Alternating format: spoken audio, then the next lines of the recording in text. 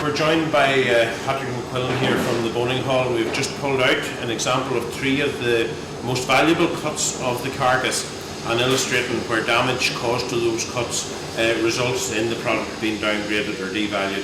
So Patrick, maybe you just highlight to me here the different examples on the silver side, from the one that's perfect and good to the one that is damaged, that's defatted, and the one that still is fat on. Right, so Patrick, please take us through these 3 examples of a silver side here. So here we see the silver side as it's nearly dropped off the animal, and it's a little bit difficult to see here. But this is where the hardness, the stony lump has... The abscess, as it's called, as a result of the injection site. Right, okay. It really becomes visible whenever you remove the layer of fat off the top. All the membrane and fat has been cleared away, you can see how deep into the muscle it's going.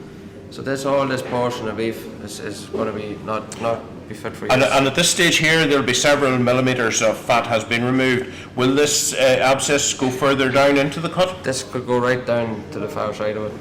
And tell me, whenever you're dealing with that, what do you do with it? You can presumably cut it out. We can cut out the portion that's not of any use, and the rest of it will be downgraded. It'll probably go for a 98 VL. So instead of that product going out and being sold as a vacuum pack silver side or a retail pack silver side into a supermarket, it's actually downvalued or devalued into a manufacturing date product from Insync. That's right. Okay, and this bit here, presumably that's cut out, is condemned. Yes, we're going for replaced. And the last example here then is one of a silver side that is perfect, that is correct. Yes, well you can see the difference here straight away. There's no sign of any hardness or stony lumps, you know.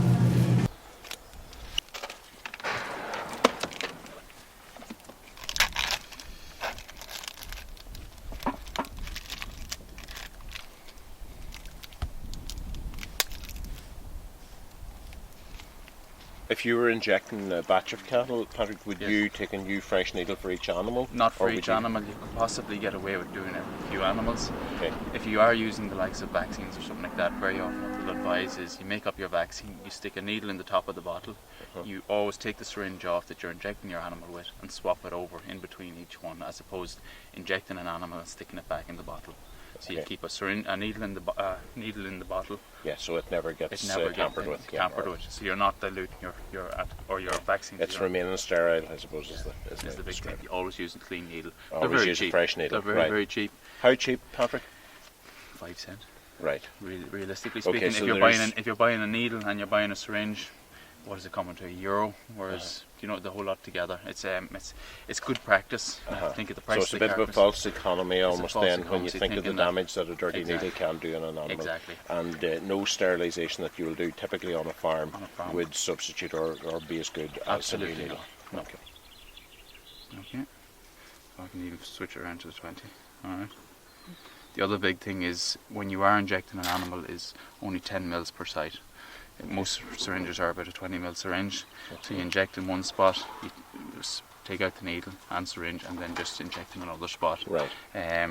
What they found is that if you put too large an amount in any one spot in an animal, it reduces the absorption period, but it also can lead to residual levels being higher than expected and cause abscesses because there's a high volume in a small area. Right. So they say 10 ml per injection site. Right. Okay. All right. Well, let's go and see. Patrick, we're finding examples in the meat factory of silver sides that have abscesses in them that have grown out, and we're told that that's an injection site in the carcass that has been caused by a dirty needle. Can you tell me what happens there? Very often it's improper preparation, a lot of it. When possible, the best advice is to use a clean needle, fresh needle. Then it's also proper restraint of your animal. Very often it's due to either trauma from the animal moving whenever you intend to inject in a certain spot, and you just rush in there and you stick the needle in, and she moves about and it causes a small amount of hematoma. Where do farmers typically inject an animal when they're given an intramuscular injection? Typically, one of the places that they will go to is the rump. Right. Away from the head, they reckon it's a safe spot to go in, and it's very handy to get at the animal. The thing about that this is up around this part of the animal here, around close to the backside, round the roasting cuts and meat. These are the roasting cuts. These are what you call your silver sizes. Okay. So if you have used a needle maybe that you've used earlier or went through, that's probably more likely, not in this case here, but it can be the dirtiest part of the carcass where the animal's tail is swishing all the time. Swishing around, there's fecal material there. So there's a risk that as you penetrate that with your needle, that you've actually brought that right into the muscle contamination and that gives you the abscess, right? So in terms of best practice for injecting an animal and get the clean needle, you recommend using a new needle every time as opposed to as much as possible, right. yes. And maybe you will get away with using it once or twice out thereafter, especially if you have a batch of animals to do, if you have other purposes, if you're doing herd health programs with vaccinations, you can use a needle a few times, but it's about being as clean as possible. Would you ever have an occasion where you would inject the animal in this part of the body? I try to stick away with it because best practice is to go for the muscles in the neck. They're a lower price cut, and that's where factories prefer you to go for. So you're suggesting that you inject the forequarter in the neck of the animal somewhere? Yes. So right. You now tell us where you would give an animal an injection typically. For intramuscular injections, I'd incline to stick to this area here of the neck. The neck muscle. You more or less go hand distance from the top of the neck. The nuchal ligament runs along here, and then a handprint in front of the shoulder. So you have your shoulder here, you're going to handprint, and these are the cheaper cuts. These are our mince and meats. Factories they'd be happier to see you injecting this side. We'll print in front of the shoulder and a handprint down from the top of the withers along the nuchal ligament. So this is the nuchal ligament, and there's lesser blood supply. This more or less supports the head and holds the head up. And you have the spinal cord that runs along behind it. So you go a handprint in front and a handprint down, and this is the triangle here that we're talking about. So it's more or less so this you have area. a triangle there that you aim to place the needle into. Put all of the injection into the one spot. Why is that, Patrick? I try to split it because it's more likely to cause a lesion. It's more likely to cause a residual effect as well, where the antibiotic isn't fully broken down by the tissue. So you spread it out across a larger area. I'm going to tip her, and then I'm going to go in. She didn't feel anything. Then I'm going to put 10 mils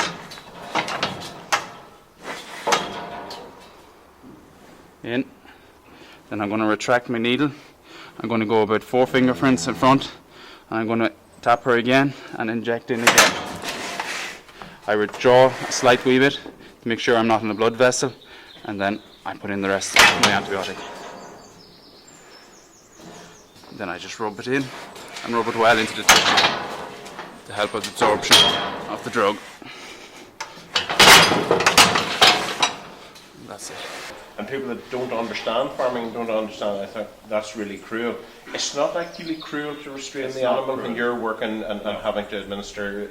It's a work environment. It would be no different if you're working in a factory. Health and safety is the first thing on farms. We have to always think health and safety. We're working with animals that aren't.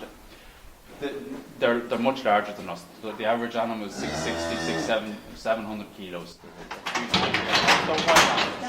And they don't appreciate that getting an injection, there's a good reason for giving it to them. They don't understand it. It's not like we can talk to them and tell them exactly what we're going to do. And of course, strangers coming into the farm environment, I'm sure if you were working with this animal on your own today without the presence of the camera or without the presence of us as strangers, that would be a totally different experience. It would be a different experience. The farmhand always knows their animals, and you always try to let them restrain the animals as much as possible because it's better practice. A stranger coming in, even me as the vet, and I'm here quite often, it's different to the animals. They don't like strangers.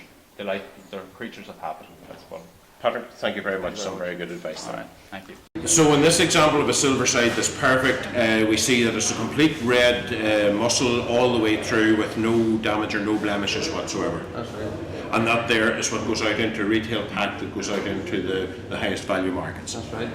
Right, Patrick, we're now looking at 2 examples of the top side, and this time we're looking at an example of a dark cutting meat and a standard one. We have 2 top sides here, and I think it's pretty visible. The difference in what dark cutting means is exactly as the name suggests. That's it. You can see the contrast straight away. This animal has probably been under stress prior to slaughter. and that's what's left this darkness in the meat. Now this would be no good to be sending out to any of our customers, you know. So again, the result of this is here, and we have the example, of course, of the other top side that's perfect here. Yeah. That's a nice bright red colour, whereas this here is a deep, more maroon colour, I think, I suppose would be the way to describe ruby red. Yeah. So whenever you come across these in the bone hall, what do you do with them? That's again, it's downgraded. They'll be going into manufacturing mints or something. So instead of going out as a roast and cut as a retail pack product into a supermarket or wherever, the reality is that this here has to just be devalued and go into manufacturing beef. Yep. And how often, again, you know, on a typical day, is this a regular occurrence or is it a pretty rare experience? It's not rare, I wouldn't say it'd be as regular as what we've seen in the silver sides. Okay, so it does. You will come across several examples of this in a day. Yeah. In terms of the cause of dark cutting beef, then that's very much related to, I suppose, pre-slaughter handling of the animal. Isn't that correct? Could be, or even transition from the farm into the meat factory. Right. So I think the messages or the advice has to be, whenever moving stock or handling livestock, to try and keep the atmosphere and environment as calm as possible. Okay, Patrick, thank you very much for that. We'll move on now and look at the example of the loin. Right, Patrick, I suppose the difference in, we looked at the example earlier of the abscess in the silver side, or the growth in it. It's confined to the silver side because it's a silver side that's typically injected. Whenever you have a dark cutting beef problem, it goes right through the whole carcass, is that correct? We tend to see it extending a lot further throughout and into the deer or cuts as well then, you know. Right. And we have a good example of it here in that we have, you have there, Patrick, the example of the perfect loin, and this one here is an example of a dark cutting loin, and we can see quite clearly that there is a very different appearance from the dark cutting one to the bright cutting one. Yeah. And again, this presumably results in the loin being devalued. I don't presume that you put it down into manufacturing beef. No, well, we can sell it off as a downgraded loin. Right, so it goes into a secondary value market at a much lower price. So, and the likelihood is, if you found that the top side was dark cutting, you will also find that the loin's dark cutting. That's it's right. the full hind quarter that's a problem in It tends that to case. run right through, yeah. Okay, thank you.